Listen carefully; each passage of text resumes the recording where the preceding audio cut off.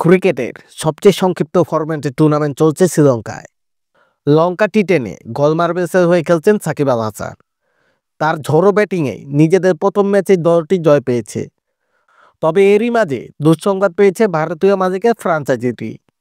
Match ফিক্সিংয়ের অভিযোগে দলের মালিক প্রেম ঠাকুরকে গ্রেফতার করা হয়েছে। গতকাল ম্যাচ ফিক্সিংয়ের অভিযোগ পেয়ে শ্রীলঙ্কার স্পোর্টস পুলিশ তাকে গ্রেফতার করে। এর আগের দিন টুর্নামেন্টে নিজেদের প্রথম ম্যাচ খেলেছে প্রেম ঠাকুরের দল গোলমার্বেলস, যেখানে ফ্রাঞ্চাইজিটি ক্যান্ডি বোর্সের বিপক্ষে 7 উইকেটের বড় জয় পায়।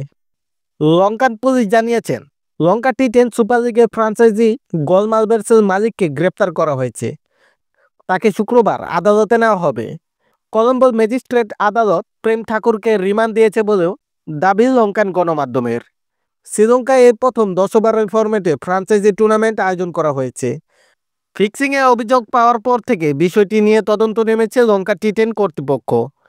এমন গুরুতর অভিযোগ টুর্নামেন্টের স্বচ্ছতা নিয়ে প্রশ্ন তুলে দিয়েছে।